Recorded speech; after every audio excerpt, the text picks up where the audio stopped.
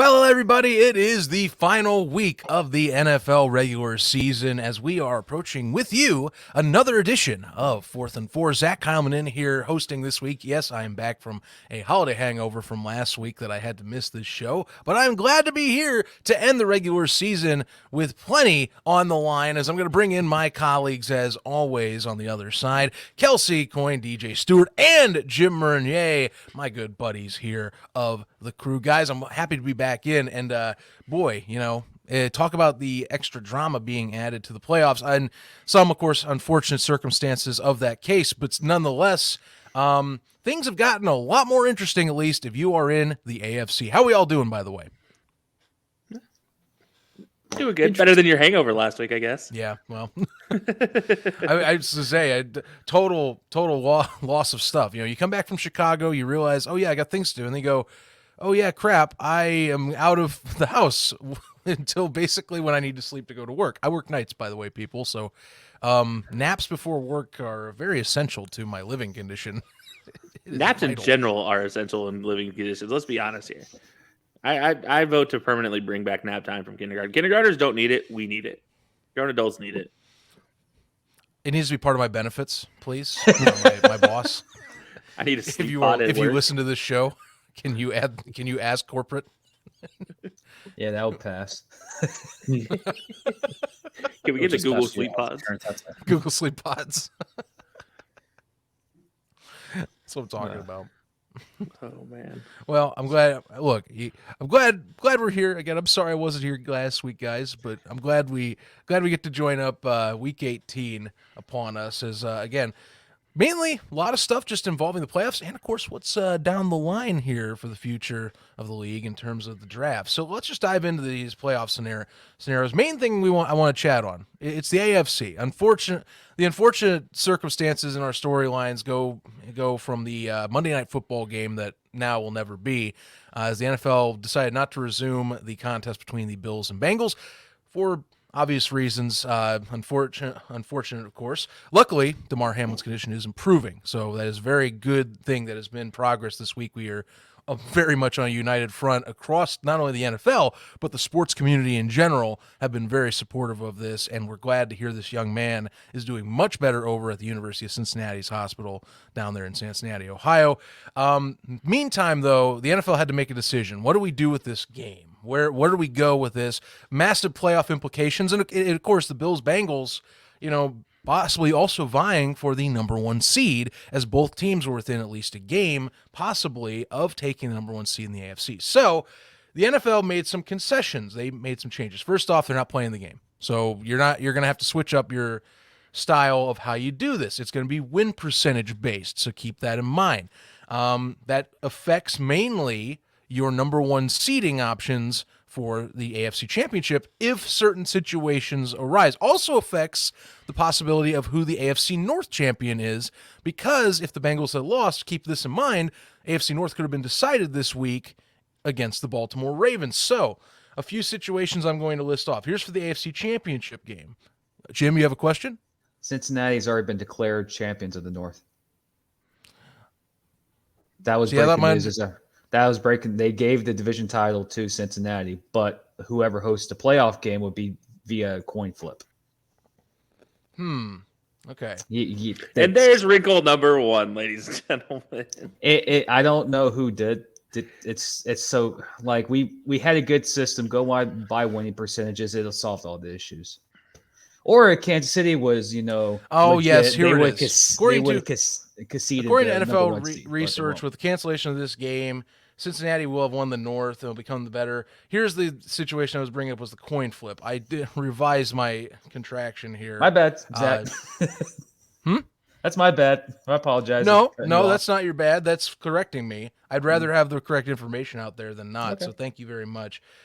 Anyway, this is more based on who gets the determined home playoff game just because of said situation. So I revised that. Certain other games, though, with the championship in mind, will be neutral site. Keep that in mind. Indianapolis is that front runner, by the way, to possibly be hosting said neutral site game in certain situations here. Makes sense. I mean, look, you talk to anyone in Indy, they'll praise it as the best event town in America. So, central location, easy hotel access. I'm just listing off the key points. Plenty of time to get the paint job to dry perfectly. Yeah, They posted championships before, Final Four, AFC. Highways are somewhat reasonable, except there's construction in downtown right now. I'm joking. It's fine. Quality food. You can avoid downtown when you just go around. Okay. You can just go around. It's okay. It's okay. Let's see. AFC Championship, by the way, they will be played at neutral site in the following situations. But one, Buffalo and Kansas City both win or tie this week, plus both teams advance to the AFC title game. Option number two, Buffalo and Kansas City both lose, and Cincinnati also loses or ties in Week 18. Buffalo and Kansas City then advance to the AFC Championship game, and they would then also again be neutral site. Or number three, Buffalo and Kansas City both lose, plus Cincinnati wins, plus the AFC Championship game is either Bills Chiefs or Bengals Chiefs.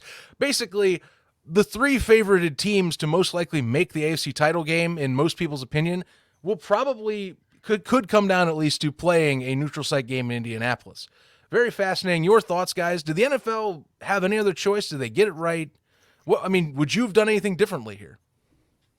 I would have. I had a different idea in mind. It's a little more complex, but I think they should have based it off of what would happen in Week 18, for example. For example, Bengals and Ravens play, let the winner get the North from there, then place the wild card based on seeding. That way the Ravens don't get screwed out of the North. Bengals don't get screwed out of their seeding. They basically play and you're in.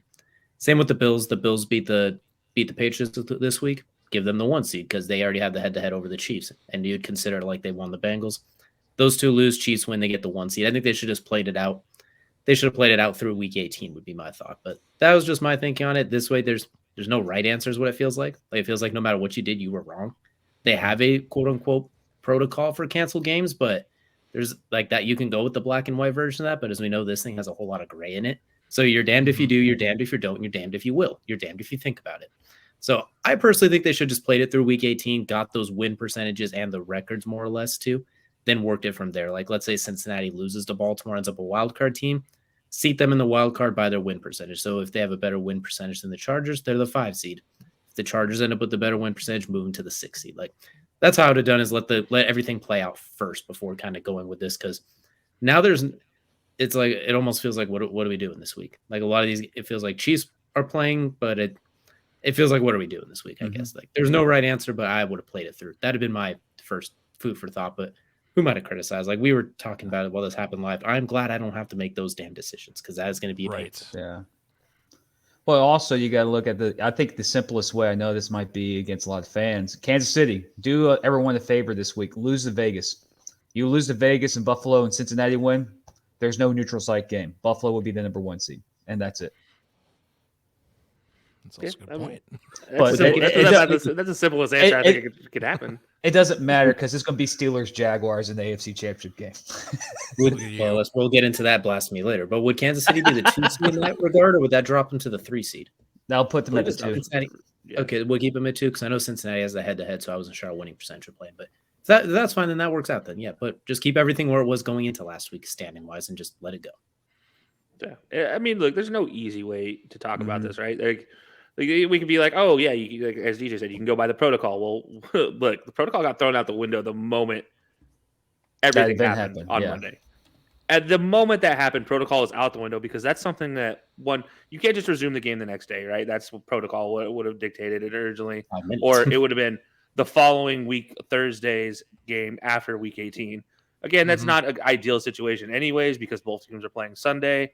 Like nobody wants them to play back Sunday, then to Thursday again. And that's just not really fair to anybody. We talk about all the injuries on Thursday as well. We don't want to have that play a part going into the playoffs.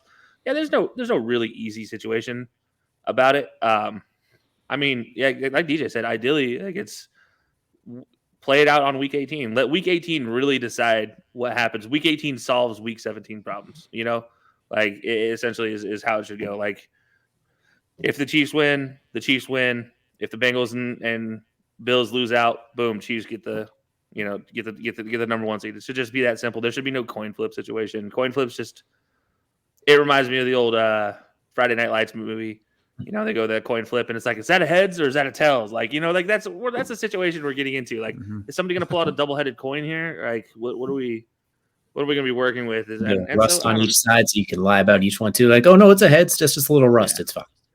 Yeah, exactly. I mean, I don't know. I think there's a way around this, and I think the biggest issue I have is, look, we built extra protocols into COVID seasons to allow for an emergency makeup week if need be.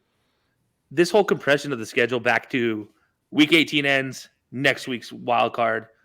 I don't like it. I still like the idea of going week 18, take a break, and then play wild card the week after. Like give it a 2-week break and then play the wild card. Mm-hmm. That's how I really don't like the idea of going from from the regular season to the playoffs, anyways. And what that would have done would have allowed for a situation like this, and going out to the future, maybe that's what they do, is provide an emergency week in case of any cancellation of games due to hurricane, due to acts of God, due to unfortunate situations like we had on Monday. Take your pick and how you want to word that, but I think that's honestly the long-term solution. I'd say something like that is the long-term solution. Short-term solution, they did what they could. I give them credit for the way they handled everything. We all know the reason it took an hour to call a game on Monday is because of the way the NFL operates. Is just they want to get everything aligned before they take that first step. Because once that first step falls, the way the NFL works is it's all just instantaneous after that. So I mean that's why it took an hour. So it's unfortunate that we're sitting here talking about this now, going into week 18 as a possible impactful situation. But truthfully, as far as the player is concerned, they're just happy they'll be able to play. I feel like at the end of the day, But speaking of the NFL, if we have any Bengals fans that watch us, to the fans in that stadium, props to you guys. You knew the situation. There was no booing. There was no nothing. That place knew what was happening, and they showed respect. And that just tells me, as a fan of this sport, as fans of sport, that no matter what happens on the field, how united this league can get together at one for one massive incident. Like, arch rivals became best friends. New England, the Jets, the Dolphins were painting their stadiums red and blue. Arch rivals. That just tells you that no matter what happens, the significant situation on the field that happens, how united the sport is. I don't think you can see that in other sports, not just even outside the United States. If something event like this, especially this game, the Bengals and Bills being propped as one of the games of the week, it was being hyped right after the college football semifinals. The main events, Bengals and Bills. I think they said there was 21.6 million people that viewed the game when it happened. Most watched Monday Night Football game in history. And this happened, and people are blanks. Like, the NFL says start in 5 minutes, and it comes out that the NFL never said that. That was just ESPN probably. It's like, let's get it going. Well, that's the protocol. First of all, that's the normal protocol. Because they didn't realize that they were actually doing CPR and on. No, yeah. That's just them. Like, that's them coding NFL protocol at the end of the day. Like, that's not knowing the situation. That's what they had to do. I mean, really, that's what you're taught to do. Is like, hey, and also we have to follow protocol. And also, to Scott Van Pelt, Troy Aikman, Joe Buck, even though a lot of people can't stand Joe Buck, and they did a tremendous job. They didn't start anything or spread false information, because they literally said, we can't report on anything that we don't know. That is perfection. Then you go on Twitter, and we see a couple of jackasses on Twitter, especially one on the Fox network. We're not going to get into those ones.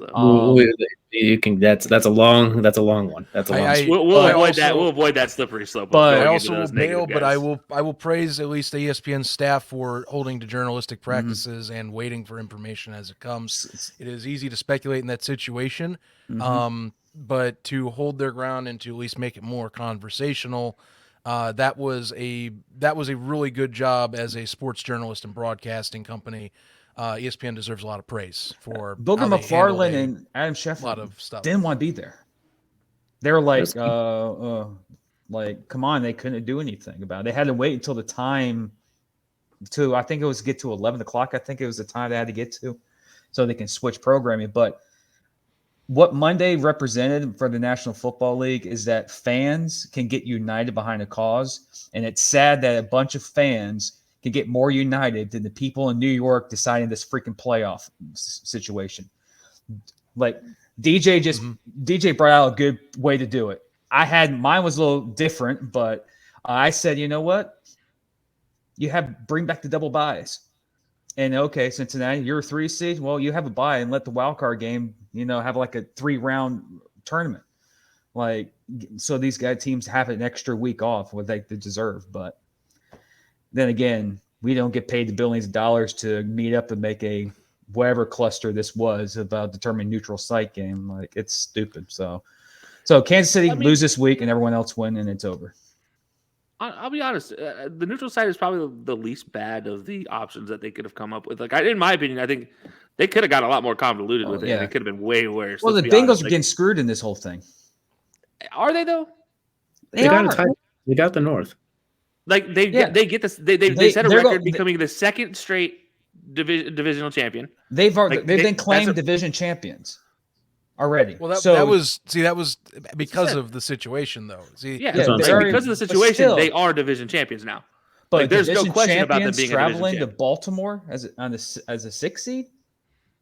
Potentially, potentially. But the problem is, like, here's the thing, like, well, actually, no matter what, they won't travel to Baltimore. They will host that home game against Baltimore. Like, that's already that in my eyes. In what I just read on, they will host that unless I'm mistaken. But if Baltimore's a 6, they have a half game because the win percentage would give them a half game lead in the standings, so they would all inevitably be there. DJ's so much simpler. I think at the end of the day, this could have been much worse. Like, there could have been so many more convoluted answers, so many more crazy circumstances. They could have just not even thrown in a possibility for a neutral site game. They could have just mandated, you're going to Kansas City, you're going to Buffalo. I think that's the worst idea. Listen, and DJ's made this point a lot, and this is one of those cases where I agree with him. If you're going to be in the playoffs and you're going to have a game decided like this, and you're going to go to a neutral site, it damn well better be a neutral site with a dome. Mm-hmm. Because if you wanted the most even situation out of everything you could possibly do in this situation, which is what they're trying to do, they're trying to make it as even as possible based off of what happened. This is the best case scenario because you are literally putting them in a place that is the equidistance between two places, as close to equidistance between two places, with a dome to give as fair an opportunity as both teams can get. I mean, I don't think they could have done a better job considering they are as. If they do neutral sites, home stadiums, Detroit's already been ruled out from what we've heard. If Buffalo, if they host playoff games, they are ruled out. If they do not host playoff games, then they are back in the running. So what would be a neutral site? Indy, St. Louis, New Orleans type of situation? Depends on the teams, but if you're looking at Buffalo and Cincinnati, Indianapolis makes sense. If you're looking at Kansas City and Buffalo, Indianapolis makes sense. If you're looking at Cincinnati and Kansas City, St. Louis, Nashville? If you ask the dome, but like Atlanta, Yeah. You'd be astronomical and take them all the way across country and throw them in SoFi, Arizona or something. Yeah. Just, you know what? Nobody gets a benefit here. You both suffer. I mean, the only one that I think causes problem is if it's Kansas City and Buffalo and Cincinnati. I think that's the one that you maybe run into the most problem with equidistance and keeping it as even as possible. And even then, you go to Detroit or Minnesota, that's pretty much in between. I mean, as close as you can get. It's about 10 hours for both if it's in Minnesota. So assuming that the Vikings have already lost by that point too, which we I mean that's another part of it. Like, obviously that you have to go to some place where a team's not playing, which normally the Vikings wouldn't be playing, and we wouldn't have to worry about it. Normally the Lions wouldn't be playing, and we wouldn't have to worry about it. Right. In agreement. Everything is wrong and everything is right at the same time. Yeah. You can't get this right. You can't get this wrong. Exactly. I mean, there's no perfect way of doing it. No one, I think, prepares for something like that. You don't expect that to happen. I mean, and again, it's got to put up props to the coaching staffs during Monday Night Football. We're in the scenario because of that, but it was the right decision at that time. So, decision. Nobody's complaining. I don't think there's a single person complaining about that decision. No. Like, that was I agree with Zach Taylor did. I thought it was exactly what they needed to do at that time. Yeah. That was the best decision you could have made for your players, for your coaching staffs. And I think the league letting it happen that way was the best thing the league could have done too. I agree. Yeah, I agree. Well, before we move on to our second quarter. Wow, I tried to rush that way too fast in my head. Sorry, Yes, guys. We're I'm gonna going get quarter my, four, ladies and here- gentlemen. We're skipping everything. I'm gonna be honest with you. We're like the A lot of NFL. what- We just, a lot of we're on the fly. I'm gonna be honest with you. A Fourth lot and of my one. questions rely on the playoff scenarios besides the AFC, and I honestly don't want to let that go because I think Kelcey's segment on the fourth will be the best one with our pick'em. So I'm gonna leave a few of those out there. The last thing I want to bring up though is we always remember it's the playoff seedings on week 18. The other seedings are the draft picks. So there is a little bit up and kind of for grabs with the number one draft pick. Kind of revolves around both me and DJ's squads this week, and it also revolves around the Houston Texans. Here's the Those deal: damn if Chicago loses and the Texans also win, Chicago gets the first seed or the first pick, and I also call it the first seed. Jim and I had a laugh about this week, and I'm still calling it that. It is the first pick in the 2023 NFL Draft. If both teams win, it goes to Texans. If both teams lose, still goes to the Houston Texans. How realistic is it that we see that pick change hands? That's the only one I'm going to ask about your thoughts on this upcoming game with the Texans Colts, because it does have some implications on a few of the draft strategies for both these teams. I'll start by saying the Bears losing to the Vikings part of it feels like a safe scenario now that Justin Fields is ruled out, as well as everybody else who actually plays for the most part. So I feel like that part of the equation is pretty safe right now. If the You can Colts see are how smart- confident I was with no Fields and me saying how confident is it that the Texans get the win, because I have faith that the Vikings are going to get their win one way or another. half of this parlay is 100%. The other half, when these two teams met in week one, they both had hope, optimism, aspirations, and they finished in an ugly tie that was absolutely heinous across the board. I can only imagine what it's going to look like now that both teams are basically shot and miserable and just trying to get out of here to zero motivation, injuries. Like this one might end in a tie as well, just to ruin everybody's fun, but it'll be an even uglier tie, like 3-3 or 2-2 somehow. Like if the Colts are smart, they won't tank, but they'll find a way to lose. And if the Texans are smart, they'll find a way to lose. So I think we joke that weekly, the battle of the mid. This is going to be the battle of the bad, I feel like, as well. So like this should be the battle of mediocrity at its finest. And it's gonna be heinous. I can't see it being a great game. And you don't get anything if you win for either side. I mean, if you're the Colts, you lock yourself in at 4 and you make sure the Texans, your division rival, doesn't have 1, opens up a trade option. If you're the Texans, why in the world would you want to give up that number 1 pick when you frankly need it? Like you've missed out on like multiple top 10 draft picks because of those trades for like Laramie Tunsil and squad over the years. You finally got your draft picks back last year, and you still need a few more. So you got a lot of cleaning up to do. So this is what I find. Go tie. Right. See, this is what I find interesting with this whole thing, because a lot of this comes down, I think, to NFL trades that are being projected for next year. Listen, if you talk to Chicago Bears fans, and I think you talk to Colts fans in particular, it's a little bit like this. One wants to trade up, DJ squad. One wants to trade back because they need more value. If you're the Bears, I feel like you lose that leverage at the one, because people will go, well, they're not taking a quarterback. So, do they go for the best talent at that point more realistically? That's what I think's fascinating here. A lot of mind gamey type of stuff, in my opinion, that doesn't get said, of course, in public, because you still play to win the game, as the great Al Davis once said at the podium. There's also a question. The Texans Publicly might not even say pick that. a quarterback too. They might be like, we like Davis Mills' neck now. I mean, you never know. I mean, we still have no idea. We haven't even started the draft process. So maybe in like 2 weeks, how the NFL season goes, everybody ends up hating the quarterbacks. We saw Zach Wilson go from nobody to our Lord and Savior just during the couple of months from one pro day throw. So there's a good chance nobody likes any of these quarterbacks within like 3 weeks. And then in that case, all the quarterback needy teams, you're welcome. So there's a lot to look forward to. But if the Colts and the Texans one should be the ultimate mid-off. Yeah, I think this is a crazy game, right? Because the actual winner of this game is the guy who loses. Like that's the actual winner of the Colts Texans game is the one who loses. And the Bears, I mean, even if they lose, it's not guaranteed, because if the Texans still manage to lose, the Texans own the tiebreaker because they already lost to the Bears. Like it's ridiculous. It's a crap show back and forth. And here's the thing: if I'm the Texans, I want to lose no matter what, because guaranteed I get the best quarterback available. But you also need a heck of a lot more positions. So you also want to kind of really lose out to get that 1 seed so you can trade back to maybe the 4, 5, 6 seed somewhere in that area and get extra picks on top of that so you can get even more. You're the Colts. You don't want to really mess this up, but the Fighting Jeff Saturdays have a tendency of, well, fighting a little too hard sometimes when they're trying to lose out. So I think I'm a DJ. The Bears Vikings one seems like the most obvious tank job. That's not going to technically be a tank job. It's not going to be as obvious as the Eagles throwing out. I don't even remember the quarterback's name. Sudfeld. Yeah, thank you, Sudfeld. You know, when you have Carson Wentz and Jalen Hurts on your roster, but it's not going to be that bad. But it's going to be Justin Fields, hand the ball off. Justin Fields, hand the ball off. Justin Fields, you do not keep the ball. Justin Fields, hand the ball off.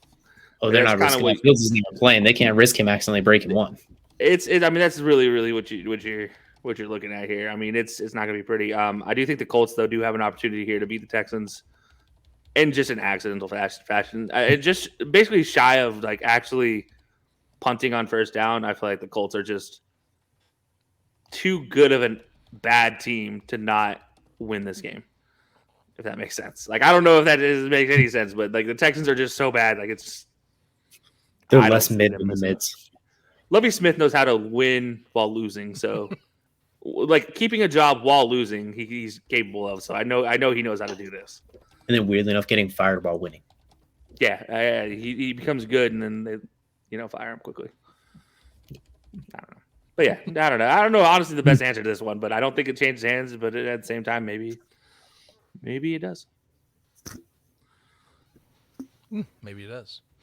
Fascinating stuff. The game within the game, as they call it. Or the loser's downward spiral is the best pain way to within the put it. pain. The pain within the pain. I'm done talking about the season anyway. I got many of my own complaints personally that I could voice on here, but I don't want to make, as you guys know, I don't want to make this a Bears show. And I'm going to end the first quarter on that note before I do go on a rant. And I'm going to let DJ go ahead and take it with our quarter number 2, last regular season betting segment of the year. DJ's best bets before we hit the playoff bets, of course, presented by Outlier. DJ, take it away. Absolutely, Zach. And you know what? We won't talk too much about the Bears during this one because I don't have too much of them on any of these parlays as well, too. So we don't have to hear too much about them. What we will talk about is some bets that we think we could feel comfortable with to round out this regular season. First one I'm looking at, it's poetic. We're going to go with the Bills and the Patriots, that first matchup. I think Bills by $1 billion. I think that's kind of what all of us are feeling right now, especially with the recent news around DeMar being able to talk with some of his teammates over FaceTime and whatnot. So there's a 7-point spread. As when I jumped on this, it might be up to 15 by now since that point, but I managed to jump on it at 7. Bills are going to cover that in the first 3 minutes. So give me the Bills covering the spread. Kelcey, I'll go to you first. Bills, Patriots. Where are we placing our money in this one? Yeah, so this one, as I think we're all in agreement on, the Bills by $1 million. That's going to mean Josh Allen is going to get active, and when he gets active with his feet. So give me Josh Allen anytime score here, plus 125 odds. Positive odds in your favor, so you will win money back. So, yeah, not too bad. Not too bad of a situation there for Josh Allen to score at least one touchdown.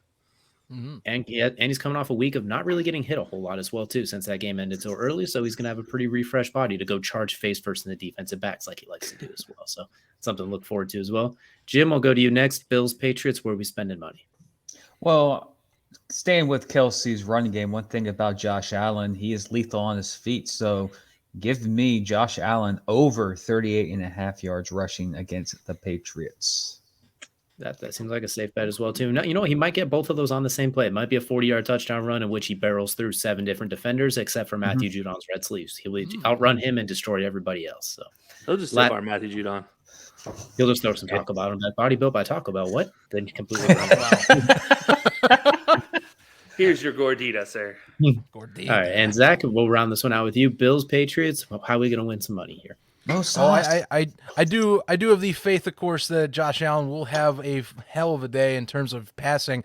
However, I don't think he goes over 2 touchdowns. It's plus 112 right now to have it where he is under 1.5 TDs scored. But I'm also leaning on that because I think you'll see plenty of drives that'll end close to the goal line where you'll pound in with Devin Singletary or James Cook. Or Josh Allen being, of course, the massive, bulky runner that he is, that he can also take those in. So Allen will have a day. I just think he doesn't pass as many times getting to the end zone. I think a lot more runs happen. So give me the under. 1 passing touchdown, 4 rushing touchdowns, the Josh Allen special. I could definitely see that one happening very easily as well. Next, we're going to go do an AFC South, or excuse me, an AFC West battle that before the season, well, we thought this might actually be a doozy. This might decide something. Well, now it doesn't really decide a whole lot besides seeding. We're going to look at the Chargers and the Let's Ride Broncos Country Broncos. And surprisingly enough, on this one, when I checked multiple sports books, the Broncos were actually favored. The Chargers were plus 120 dogs. So I am jumping on all of that right away too. The Chargers have no major injuries to report. They did miss a little bit of practice time this week due to crappy field conditions, because why would SoFi and the Chargers have to deal with that? But everyone seems healthy, and word is they're going to play their starters to try and lock in that 5th seed. So give me the Chargers at plus 120 odds to win over what would be the 3rd overall pick in the draft Broncos if, they still had that pick. But we're going to go right back to you, Zach. We're going to bounce it right back. What are we looking at for Chargers Broncos? So what I'm looking at right now is I'm going to go off of some off trending from last game. Also, just a few words that were made this past week. I think I'm just trying to defend Russell Wilson. I think the Broncos are a little fiery. At least that team, I feels like they're getting bashed in the media a lot this year. Of course, they have been. And so I'm looking at the plus 340 odds of LAC. The Chargers. I'm going off the acronym. I have them at plus 340, winning by a winning margin of 1 to 6 points. Here's the thing. It was an overtime win last time these two played, of course. I also think with a divisional round and that the Broncos, it's the last game of the year, you want to have some sort of effort going into the end of the season with possibly of course, a new coach on the horizon, and something I think to prove, because a lot of these people spoke out and a lot of teammates were upset at some words in the media this past week and through the year. I think it's another close game. So I think you're going to see a 1-possession score. Plus 340 to me is pretty reasonable, I think, if you wanted to put down. And I think the Chargers, of course, walk away because that's just how it's been this year. LA will get that win to try and solidify that 5th seed. Interesting enough with the Chargers, too, they don't really kill teams this year like we had anticipated. A lot of their games have been close, minus when they beat up the JV Colt squad and the JV Ram squad. But other than that, a lot of their games are really close and come down to the wire. So 1 to 6 seems very, very safe as well. Jim, we'll go to you on this one. What are we looking at for Chargers Broncos? Chargers Broncos is going to be the carbon copy of the Texans Jaguar game of last week. It's going to be Broncos get the ball first, and Russell Wilson will get interception. But I'm betting on the interception. Chargers first drive plus 575 for a first drive touchdown. They get a turnover and they put the Broncos away early. That seems safe, and I bet it'd be Austin Eckler as well too. Sorry, Kelcey, if I stole your bet by saying that, but Kelcey, what are we looking at for Broncos Chargers? Yeah, no, you didn't steal my bet that time. Thank you. So this one is actually very kind of I'm going a little different with the touchdown bet here. So instead of going with anytime touchdowns like I normally do, or first touchdown score or multiple for one player, I'm going for a team option here. Over 2 touchdowns total for the LA Chargers. That's a plus 114 odds. You can actually, the over-under is at 2 total touchdowns for the Chargers here, so you can pick the over or the under. I'm picking the over on this one. Going with the plus 114 odds that the Chargers score more than 2 touchdowns. Although the sad news with Horvath being injured, that guy likes to score just stupid touchdowns at random. So maybe I don't get the 2 touchdowns now, but you know what? Here we are. Curse on yours. And Joey Bosa's coming back. That defense is getting healthy, which might mean a lot more takeaways if the Broncos offense continues to sputter, which means more opportunities. But I like that one as well. Last one we're going to look at here really quick is Steelers and the Browns, a battle of the AFC North sellers right now, with the Steelers still having a shot at the playoffs. Right now, when I look at this game, we're going to do a double dip. It's the last regular season week of the year, not holding anything back now. And you know what? We make the rules here how we want. So we're going to double dip on this one. Pickett and Watson, both over 1.5 passing touchdowns. Both of them there's plus 165 for Pickett, plus 135 for Watson. I like both of these, honestly. Jadeveon Clowney got sent home after basically bad-mouthing the Browns. He's probably not playing this week. Their defense hasn't been that great all year anyway. Watson starting to kind of catch a little bit of a groove. We saw it in the second half against Washington, able to get some of those touchdown passes. He still has, you can see the flashes of some of those flash plays he can do, getting Amari Cooper, DPJ, and the squad down the field. And the first time they played, Jacoby, for lack of better words, really lit them up in his very Jacoby-esque way. So I think both quarterbacks will get 2 or more passing touchdowns. You can do a same game parlay. I like the idea of having over 1.5 with positive odds for both of them. So a double dip for our last regular bet before we get to the parlay of the regular season. Jim, we'll kick this one to you. Steelers, Browns, where we go? Last 3 weeks with the Steelers' comebacks, they trailed early in each game. I'm keeping with that trend. Nick Chubb gets a touchdown, first touchdown of the game at plus 470. So the Steelers can do another miraculous comeback and win and sneak into the 7th seed in the AFC. Fantasy owners will be pissed about that, considering since Deshaun came back, Nick Chubb has had trouble getting into the end zone. So they'll be pissed that he waited till now to get across the goal line. So Zach, will go to you on this one. What are you looking at for Steelers and Browns? Well, as always, got to end with a kicking bet. And I did a little more hunting this week because, Caesar's usually been my go-to, but they failed me, okay? They failed me. I went to MGM. And MGM, you know what? Next year, we're sticking with MGM bets because they have even more unique stuff with kicking. And here's the one I'm going with. I could choose bets that say, will each team score a field goal, which I couldn't find on Caesar's, by the way. But here's the deal. You can go 1, 2, or 3. So I'm going that each team, and that's Chris Boswell and Cade York, by the way, they're kickers, will both make 2 kickers. You get a plus 220 odds for just having both of them hit those 2 field goal kicks. Here's the thing. These are 2 AFC North opponents that will brutalize each other. This will be a slower contest. I think you're going to see it come down to kicks. There'll be touchdowns, but very few and far between. It's going to be drives that get stalled. We're going to see both these guys get their points. And 220 is some of the best odds I've seen on a kicking bet all year. I'm switching to MGM next year to do kicking bets. That's what I'm doing. MGM comes in clutch, and we got our final Zach kicking bet of the regular season. And I kind of like what you said there, where both teams, especially early on, I think can stall out and kick field goals early, then get the touchdowns in the second half. So really, he could put together all that we're talking about, and it could still work out. So Kelcey, we'll go to you. Browns, Steelers, where are you leaning towards? Yeah, so I'm actually going to play off of your Deshaun Watson 1.5 plus touchdowns in this one. And I'm actually going to one of those touchdowns passing, going to DPJ, Donovan Peoples-Jones. Anytime scorer here, plus 195 odds. He's actually even odds with Amari Cooper to score a touchdown anytime. So I'm going DPJ this one. It just seems like this is a good matchup for him as that second receiver to really have a really good advantage against pretty much whoever they throw at him. Plus, he's a bigger body. A little bit bigger body than Amari, and seems to be, for whatever reason, Kevin Stefanski's favorite guy when it comes to the red zone. So, I mean, obviously Amari does just get open, as we've always talked about, but DPJ has always seemed to be the guy for the Browns when it comes to getting touchdowns. So, give me DPJ scoring touchdowns, especially against the Steelers team. It just seems to be the trend. Absolutely. And he has 3 touchdowns on the year, but 2 of them have come in the last 3 weeks as well, too. And 3 of them have come in the last 6 or so weeks as well, too. So definitely a smart bet with DPJ getting the end zone the way they've been using him as well, too. And he has a punt return for a touchdown during that time span, too, which could still count as well. So that'll do it for our individual game matchups. Now we're going to head over to my second favorite part of every show, and that is DJ's Best Bets. DJ's Best Bets, of course, brought to you by our good friends over at Outlier. Use Outlier.bet /high-low sports. Get yourself a free 7-day trial. Best, smarter, not hard, or everything you need from trends to odds, anything you need to make smart bets and win yourself some money like we've been using throughout the year too. And for this one, we're going to put together a fun little parlay here. And I'm sorry, Zach, we're going to the Bears on this one. The Vikings will cover that 7.5 point spread. There's no Justin Fields. There's no Darnell Mooney. I don't think Chase Claypool's playing. That defense is Swiss cheese. And the Vikings just got absolutely ramrodded by the Packers less than 7 days ago. Going into the playoffs, they're going to want to prove a little something. So I look for them to handle this game pretty comfortably, cover that 7.5 point spread. Next one we talked about earlier, Texans win outright over the Colts. The Texans are favored in this game. I think it's about plus 130 or so.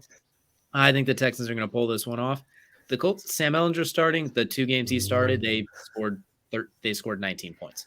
Not a whole lot of comfort there for the Colts offense. A lot of injuries, and the Texans at the same time have been playing really tough the last few weeks, minus last week against the Jaguars as well too. So look for the Texans in this one to squeak by the Colts to round out the regular season for them. And for the Chiefs against the Raiders, Jared Stidham had a nice coming out party last week against the 49ers. Unfortunately, he does not get the beneficiary of sneaking up on anybody as much this week. And I think that the 49ers coming off of that, kind of getting surprised there helps them. And it kind of helps the Chiefs not getting distracted there as well. And they want to have a chance for that home field as well too. They lose, it goes to the Bills. They win, well, we get the commotion we talked about earlier. So look for them to not only win, but cover that 9.5 point spread. You can even throw in a Travis Kelce touchdown down there because you know what Travis Kelce likes to do with the Raiders. So we're looking at plus 720 odds for this parlay. And I think this one feels pretty good. I think we can win some money with this one this week as well too, and continue our trend of overall having more wins than losses throughout the year. But that's going to do it for our betting segment. Now we're going to toss things over to Jim to talk a little bit of fantasy football here. Even in playoff time, there's still some fantasy options. So Jim, go ahead. Seeing that is week 18 of fantasy football. A lot of leagues are done, but what the heck, here we keep it going. So we're doing a fantasy version of the playoff team. Idea was brought up by Kelcey, so this is how we're going to do it. We're going to have a quarterback, 3 receivers, a flex, 2 running back, tight end, defense, and a kicker. So here goes my team. At quarterback, Josh Allen. Wide receiver, Stephon Diggs. A.J. Brown. Jamar Chase. Flex, Christian Watson. Running back, Christian McCaffrey. Austin Eckler. Tight end, Dallas Goedert. Defense, Buffalo. Kicker, Tyler Bass. Gentlemen, start with Kelcey. What do you like? What you don't like? Who you want to start? It's playoffs. We expect. I feel bad for the graphics guy, man. He did all that work on those slides, and you just said, "Forget that guy." And did it your own way, man. That poor graphics guy there. Jeez, that's what I'm sorry about. In case anybody doesn't know, this is daily fantasy football. Obviously, going into week 18, this is how most teams are set up: 2 running backs, 3 receivers, tight end, flex, defense, kicker. I like the odd. Look, I like having all the Buffalo heavy. I like you keeping it with teams that need to win for placement. The one I worry about, really, you look at Christian Watson, obviously being Christian Watson, how up and down he is. I do worry about that situation as a flex. I mean, maybe you look towards the Vikings potentially as a flex situation. Maybe you look towards the Lions. Amon-Ra St. Brown is a flex situation for a DFS type of play. And for receivers, though, I like A.J. Brown. I like his matchup against the Giants. I do like Stephon Diggs, obviously. Jamar Chase fits well. I mean, you got to get some big hitters in there, so it's hard to say, like, oh, yeah, don't pick this guy. Because, truthfully, if you have the opportunity to pick them all, absolutely. But if you do need some value type of guys, I would look towards, like I said, Amon-Ra St. Brown, maybe Josh Reynolds for the Lions. Maybe look towards the Bucks-Falcons situation down there. You maybe get Drake London, potentially Olamide Zacchaeus, Zay Jones, potentially for the Jaguars. So guys that need to get into the playoffs are going to be the guys that you kind of want to look towards in these situations. You don't want to look at a Colts-Texans games. I'm sorry. Like, I don't want to be getting Brandon Cooks up on here, but no, I do like the list. Obviously, like I said, they're big hitters for sure for a reason.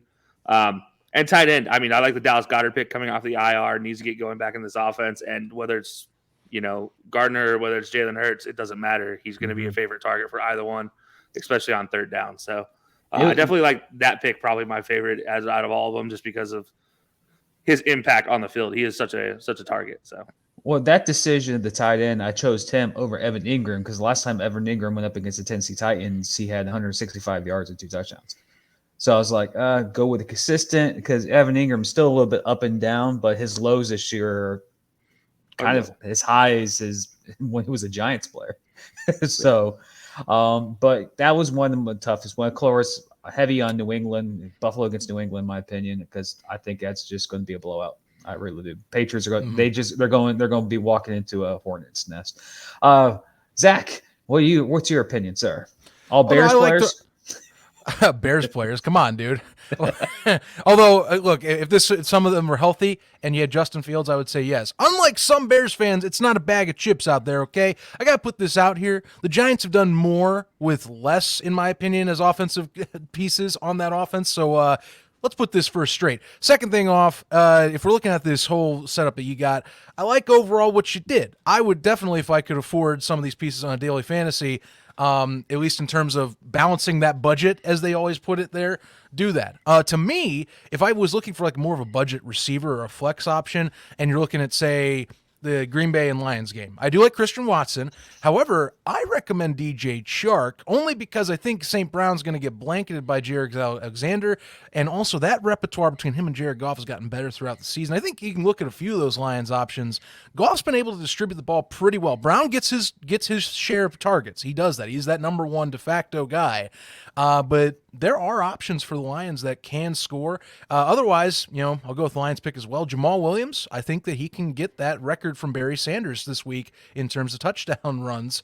Look out for that. I think you want to see that as a possibility in terms of getting points, because I think the Lions, if they are in that situation, they might try and do that too, just to get that special moment. So take that as advice. Otherwise, targets for tight ends. Jim, you'll like this one. I think Evan Ingram's a good option right now. It's just that chemistry between him and Trevor Lawrence. it keeps building. I'm impressed by that young man in terms of a kind of proving himself again after his fallout with the Giants in terms of that deal. Good stuff. I don't think that's a bad option either. Dallas Goddard though, can't sway away from that too. But otherwise, man, the rest of these picks, I mean, it's hard to go with anything else, really. I mean, to me, I agree. The Bills, I think that they run I don't know if it's like full roughshod, but I do think that they play with a little bit more heart this week, given one of their own comrade in arms is not with them moving forward right now. Yes, yeah. See, it was pretty hard doing this whole thing, and it just aggravated. But I know daily fantasy is a whole nother beast. That is one thing I know. Next week during the playoffs, we'll have a budget type of thing, and I gotta go find I get one of my guys to tell me what website you use to get that, and I'll do a more playoff version, wild card round of it. So, DJ, Colts fan, hopefully this is more positive than your team this year. Who you like, and what you like to see change on this? I don't claim that team no more. I'm a free agent right now, but I like most of it. I actually do like the Christian Watson pick. He does come in strong for when he hits, he explodes, and they need him this week. So I think Rodgers going to look for him. There is the concern that he will Christian Watson and give you like 3 points total, but I do like it in this situation, the circumstances. If we were including budget, I'd probably take out Christian McCaffrey because I think the 49ers are going to run that game out of the building within the first 8 seconds, and they might rest Christian McCaffrey a little bit. It might be more of the Elijah Mitchell show. If we're going with the budget, I like A.J. Dillon in that spot as well. Probably a little bit cheaper. He pissed off a lot of fantasy owners this year, but he has 6 touchdowns in the last 5 weeks. They have found, during this win streak, it has gone through those giant tree trunk legs of A.J. Dillon and Aaron Jones as well, too. A little bit of resurgence. Exactly. And I like what A.J. Dillon can do if you're on a budget. If we're neglecting the budget, I'm going to go back to what Kelcey said. You want to look at players who need to perform to get into the playoffs. Well, when your quarterback is Josh Dobbs, that means that you're going to see a whole lot of Derrick Henry coming off a week off. And even in that game where the Jaguars ran through them, Derrick Henry still got his. So I'm going to trust in Derrick Henry to get a lot of points in this game. Even if the Jaguars end up winning, you've got to imagine Derrick Henry is going to get his regardless too. So if we're skipping budget, I might go with Derrick Henry there. If we are going with a budget, I might throw in A.J. Dillon. Otherwise, you can't go wrong with Josh Allen and Stephon Diggs. That stack is that every week you feel comfortable with that regardless. But that they won a lot of fancy leagues for people this year. So the rest of that I feel pretty good about. Those would be the only tweaks if I had to. Tweak. Well, I know this is just last notice, but I forgot to do a boom pick of the week. But I'm going to just say it right here. The boom pick of the week for week 18 is the prince that was promised, Trevor Lawrence. He torched Tennessee a couple of weeks. You me a Jim now already? He torched the Titans 3 weeks ago, and I think it won't change in Jacksonville because I found a fun stat, by the way, ladies and gentlemen. 24 players on Tennessee's active roster were at one point on someone's practice squad this year.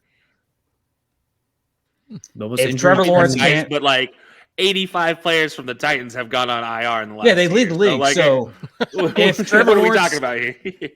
like what DJ says, 3/4 of the roster was on a practice squad earlier this season. What Walking DJ medical says, ward. Derrick Henry's going to get the ball. He's going to get a lot of rushing yards, but I don't think Tennessee secondaries can stop Trevor Lawrence, especially what happened 3 weeks ago. So with that, that's my boom pick of the week. Loses to this practice squad team, he needs to cut his hair. That should be the rule. If you lose this one, you have to cut your hair. You don't have to shave it off. I've never seen Trevor Lawrence on a tape with short hair. I'm waiting for my Head and Shoulders commercial with him and Troy Polamalu. I'm waiting for it. Well, he's got to win games first, like get into the playoffs first. Yeah, he has to Patty. He has to be better than Patty in that case. And then, he's not. Sorry, he's not there. Never not working. Anyways, let's get to the fourth quarter with picks of Week 18, heading into this year's postseason with the Kelcey. Yes, that's right, ladies and gentlemen. It is that time of year. It is Week 18. It is in the playoff season. And let's just say the race at the front got a little bit tighter than we'd ever expect. Yes. As Zach and Jim, first of all, 11-3-1, as we all know where the one came from Monday night. Huge turnaround there for Jim, first of all, getting out of the basement for the first time since week 2, placing me back in the basement as a cellar, whatever you want to call it. All I know is there's a lot of alcohol down here, and it is fun for this week. I'm not going to stay here for long. DJ, however, though, couldn't keep the lead to the end. He goes 9-5-1. Not really your fault, to be fair. He kind of had some bad breaks there in a couple of those games. But that gives Zach a tie with DJ here at the top of the board. 147, 87, and 3. Jim 142, 92, and 3, and myself at 140, 94, and 3. Gentlemen, how do you feel going into this last week? Zach and DJ, and just so everybody knows, the picks for Zach and DJ are exactly the same until the Lions-Packers game. So the very last game of Week 18 could possibly decide their future. But we'll talk about a little bit more about some of these picks in a minute. But how do you two feel as far as on top of the board? I called this last week. I said it jokingly, but I knew it was going to happen. So you know what? This is the way it was meant to be, and I'm glad to I was co-seller there for a few of those early weeks. So I'm just glad to get a little bit away from the seller.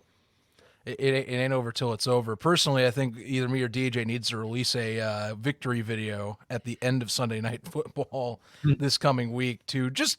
It's gonna because this is it. You know, we're splitting it. You know, I'll be honest. Either way, I could. I think. I mean, we're splitting. We're gonna split it in terms of hopefully it comes down to the wire because we're all going to have both of us have the same picks. So it's going to come down to here the Packers and Lions. I was curious. I could have gone with the Packers too. I think this is the perfect 50-50 game to say screw it. I'm throwing my hat in the ring, and one of these better stick. Fortune favors the bold, or fortune favors whoever they want to choose in this case. I'm glad you said fortune favors. So you filled in all your picks to fill in mine just so I could find that, just so that we can have the opposite ones as well too. And that, like you mentioned, it's a great 50-50 game. The Lions, as hot as any team in the league, Aaron Rodgers and the Packers, maybe the second hottest team in the league right now as well too. So it felt like a great way to round out our battle royale. I will say, Zach, I'm going to get back to your fortune favors the bold here in a minute. Jim cannot sit still. He's so excited to be out of the cellar right now. I literally if I could put the mute button around the horn, I would right now. But Jim, you're out of the cellar now. How does it feel to finally breathe fresh air and not whatever dank air is in that cellar anymore? Sorry, I dropped something. He's setting off fireworks.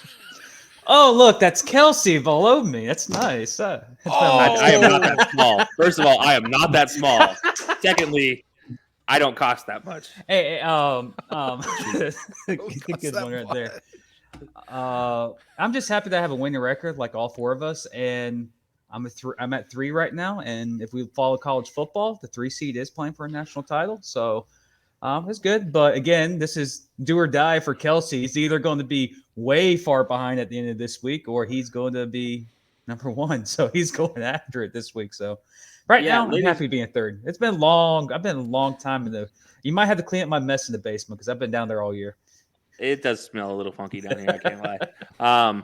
Look, no, Zach said fortune favors the bold. I went completely out there on a line this week. I am picking 7 completely different picks from everybody, 7 islands, and an 8th split with Zach.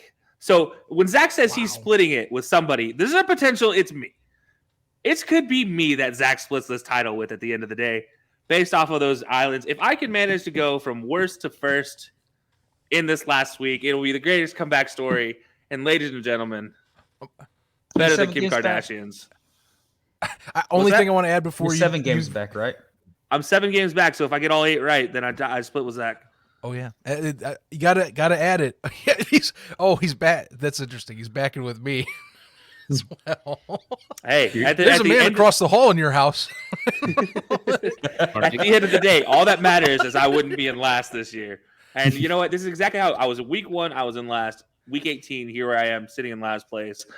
I'm looking for some magic like I pulled out in the playoffs last year, which got me into, up until the Super Bowl, winning the whole thing, and then the Super Bowl kind of messed me up. But look, we have an opportunity, so we're going to get straight into it. We've obviously talked about the Packers-Lions, so I'm going to go and start with that one just because we've talked about it. It is completely split. 50-50 down the road. Zach and myself going Lions, DJ and Jim going Packers. We've already talked about why the Packers should win, in Jim's pick'ems with Christian Watson obviously completely being a boom option, A.J. Dillon potentially being a boom, as DJ mentioned. Guys, is Aaron Rodgers just a man that just is born for the playoffs? Is he going to inevitably get here because he's just made to get to the playoffs? He's born to get there. What he does there, that's up for debate, but he's born to get there. Yeah. Born to get there. Okay. Zach, I got one for you, though. Jared Goff, the guy that was shunned from L.A. for Matthew Stafford. What have you seen from Jared Goff that could potentially get them in the playoffs? Do you think he has enough to get them over this Packers hump? Well, I think I watching last week. So this is one thing that is impressed me with Jared Goff. It partially comes down to the offensive scheme, of course, with Detroit. But I think I think you see a man that is a lot more decisive than he was in earlier years, more confident in himself this time around, going out to Detroit, and something I think with a little bit to prove. I think he left L.A. as a quarterback that was more a system QB. Oh, Sean McVay, is carrying this. But I've seen a lot more than just a system QB. I see someone that's making smart decisions, that is slinging the rock well, and is getting things out in a timely manner and can throw it deep when needed. And they've built up a roster around him that helps with his skill set too. It's not just that skill set though. He is actually developing as a better QB. I had a conversation with someone about this, would you, for example, would you continue with someone wants Ryan Tannehill to go to Detroit next year and trade away Jared Goff? And I say, I disagree. I think Goff is your QB. As much as some people want to say you go for a QB in the draft, he's proven this year he's worth that. And I think that progress, not to mention, to me, the defensive progress the Lions have made in this back half of the season, I think that's what carries them to win against Aaron Rodgers here. Having James Houston come on the scene all of a sudden to help with Aiden Hutchinson has been leaps and bounds helping in that pass rushing game for them. That, I think, is key. How much can they get to Rodgers to slow down what they've been doing better during this stretch run for Green Bay? No, it's been. I think we can all agree what the Lions have done this year after that first stretch has been pretty impressive. What Jared Goff has been able to do down the stretch. Jamal Williams, we mentioned he potentially could break Barry Sanders' record here. Not just them, but you mentioned Aiden Hutchinson. Aiden Hutchinson becomes the first rookie to have 4 takeaways, or more than 4 sacks, and more than 4 tackles for losses in a season, which is kind of insane to think about. Especially when they threw him out there at corner and said, "Hey, go get a pick." Right. Managed to get that. But yeah, no, what the Lions have been able to do has been pretty impressive. So this game, I feel like however this ends, it's going to end as impressively as we could ever imagine for Week 18. And I hate starting at the end of the game, but we'd already talked about it enough. So I wanted to get here. The next one we're going to talk about, and we're going to go straight to the NFC North or NFC East, where anything can happen here. And we're going to start with that Eagles-Giants game. We're all going Eagles, but I don't think it's safe to say that it's going to be the Eagles. I feel like we all have that kind of inkling feeling that maybe Brian Dabble and squad could pull something out. DJ, you kind of have that skeptical look, so maybe not. Maybe you do feel fully on the Eagles. If Gardner Minshew is playing, they would cover the spread because it's like a 14-point spread. It's still tough for me to pick against them because the Giants say they'll play their guys, but you're not moving. You're stuck in that 6th seed regardless. So I could see them playing maybe a quarter or a half and nah, we're good. We'll get out of here. Whereas the Eagles are we got to win and keep the Cowboys away from us and to keep that number 1 seed. So, yes, it feels that I'm picking the Eagles. I do think I am worried if Gardner Minshew has to play over Jalen Hurts because, A, how hurt is Jalen Hurts? No pun intended. And B, Gardner Minshew, if it wasn't for the mustache and the jorts, he probably would have been ran out of the league by now as well, too. So, that one's a little mild concerning for an upset, but I still would not bet against the Eagles. Jim, real quick, do you think Brian Dabble and squad can beat anybody, whichever quarterback they throw out at the Eagles? How they've been playing football recently? Yeah, they're one surprising teams, especially second half. But like what DJ says, you're locking at 6. Why risk hurting your players in the fourth quarter when you have a date set in Minnesota for the first round? You'd rather play Minnesota than San Francisco, right? Giants in the first round. So, yeah. But, yeah, then again, yeah, crazy things can happen in New York. They say the North never forgets. Well, in this case, the East never forgets the wrongdoings of the others. And one of those wrongdoings, we mentioned it earlier, that Monday night game where the Eagles threw out Sudfeld, preventing the Giants, from any hope. Yeah. So, Zach, I'm going to bring the question to you. Do the Giants have that in their mind? Does Brian Dabble want revenge? And you got 30 seconds on the clock, man. Oh, 30 seconds on the clock. I don't think they do it just because same deal as DJ saying. There's no reason for that.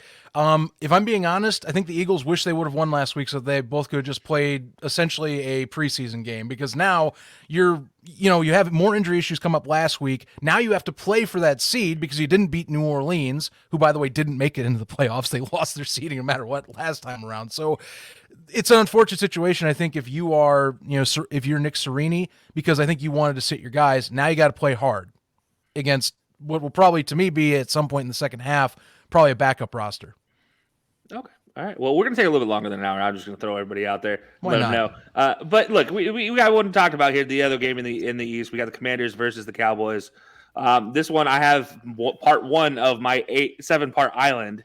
I'm going the Commanders here, going against what is my favorite team, supposedly, as I've done all season long. Guys, why are the Cowboys going to win this one? Because Sam Howell's playing quarterback. But at the same time, Washington might win because Sam Howell's playing quarterback. So we have no idea what to expect. That's actually what I more want to ask. I'm going to throw the Uno reverse card at Kelcey. All right, Kelcey, why is Sam Howell going to win this game for the Commanders? Because Scary Terry is out there somewhere. And Curtis Samuel, by the way, in case anybody's missed what Curtis Samuel has done this season, actually looks like a real NFL receiver this year. I just want to throw that out there. That he has been absolutely fantastic. And it doesn't matter who's been throwing him the ball. He's been catching it, whether it's a running back or quarterback, he'll catch it. And Brian Robinson. Brian Robinson is the big reason Sam Howell can keep this thing rolling.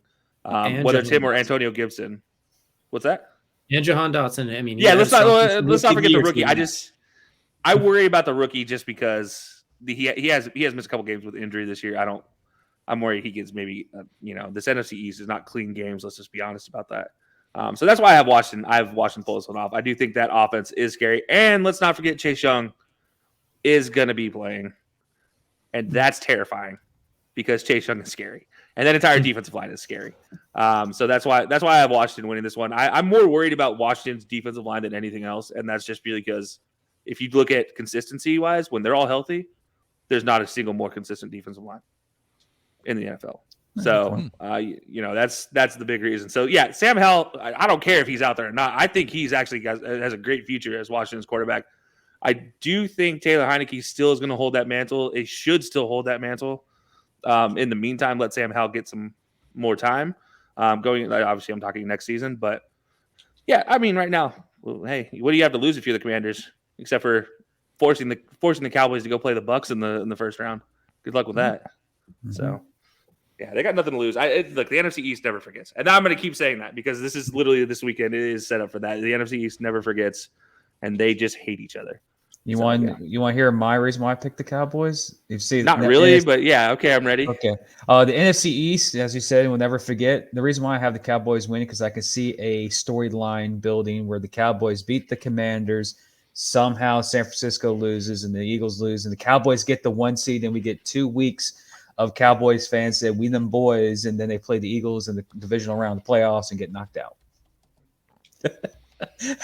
Because I love chaos, and that will be a 2 weeks of Skip Bayless just eating his own crap on the divisional round loss to the Eagles. We don't speak that. That would be so NFC we don't say East his name anymore. We gave him too much credit. You gave his name out here. That's spreading. He must not be named. No, that does not get credit on this show. He must be muted now. Yeah. He has been docked points, ladies and gentlemen. He is now forever in the cellar of our pick'ems.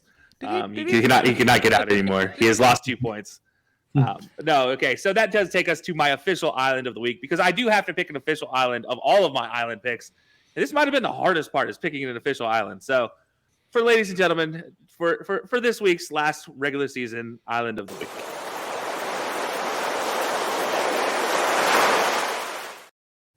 And cheers to that one, ladies and gentlemen. As we're going to Carolina for this one. And I don't know what is about to happen at all because Carolina versus New Orleans, both teams doesn't have anything to play for. It's going to be hell on wheels. I don't know. As James Stewart was saying, you have gone to Carolina in your mind, good sir, because I am not following you. Ladies and gentlemen, I've been waiting all season for this opportunity. Let me make sure it's correctly there. Oh, it is. There we go. Look at you. Ladies and gentlemen. Keep pounding. Keep pounding. I don't know what this backside says. That's not fans. totally true. Oh. But some days I do wonder if I'm a Panthers fan. Look, ladies and gentlemen. Yeah, I'm not. I do have a keep pounding wristband, though. So, yeah, I'm going with Carolina in this one. I don't know. Like I said, fortune favors the bold. Go big or go home. And, I already live at home, so. This is the first time as an Allen pick for Carolina? No, Carolina I did pick earlier this season, and I did get correct. By the way, 9-7 on Island picks that are official this year. So this one could give me a chance to get a tenner in the books.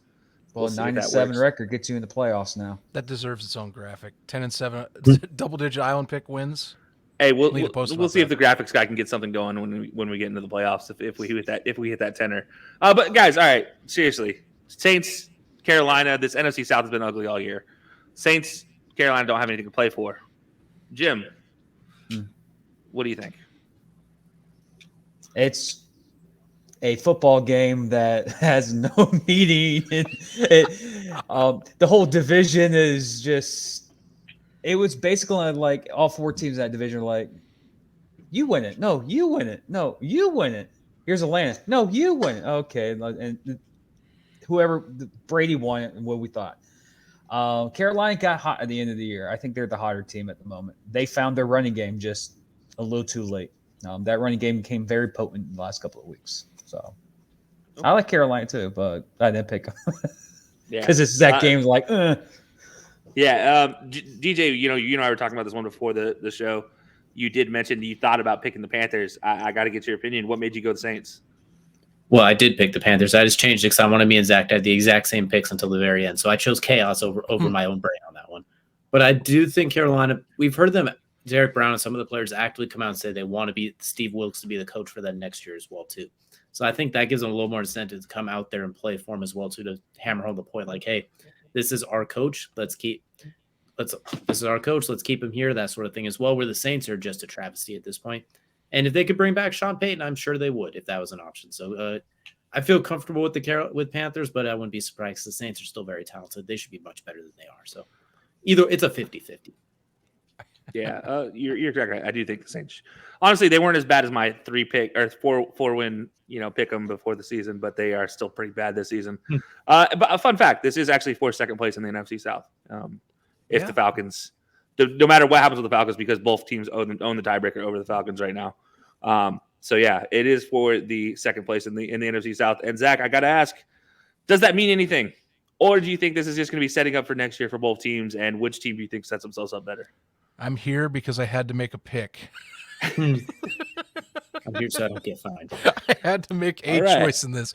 I guess if anything, if you want draft application, sure, we'll throw it. We'll throw that in. You get one gets to move back one or move up, whatever you want to name it. We're talking 11 and 12 basically. Here's the main stakes that I'm going to put on this, because I mean it's not. I don't think it's as prominent because I think the Saints, to me, they had injury plus they couldn't figure out what they want to do at QB for most of the year and stuck with Andy Dalton, but. I think you're looking at least coaching position type of stuff, because Dennis Allen has gotten not much, but he has a little bit of heat on him. I've seen in times coming towards the end of the year just how this season's gone. In particular, though, this contest I think helps with the resume for Steve Wilkes, who I myself believe should deserve a second season. Look, Panthers, my guys. David Tepper, take a mistake out of the Raiders playbook and reverse it, and keep your interim head coach that the locker room likes for at least a year. Because to me, if you don't make the right choice, if you don't land, say, like a Jim Harbaugh, which is to me like now the biggest candidate right now that people think is definitely for sure this season going to jump from Michigan, if you don't get him, you risk a little bit more. You risk a Nathaniel Hackett. You risk a Josh McDaniels, because yes, McDaniels to me has been a failure out in Las Vegas. It doesn't matter. It doesn't matter what Jared Stidham did last week. McDaniels is a failure in my eyes. You had Rick Bisaccia as your interim head coach that people liked. Stick with Wilkes. Give him a second year. Dude, I thought was played unfairly in Arizona. I think he deserves at least one full year with the Carolina Panthers, and he's proven it. They were one or two good possessions away from from at least taking the lead on the NFC South and possibly getting that chance to go to the playoffs. Give the guy another season and let him figure out what he wants to do with this roster. Don't make it an overthinking session.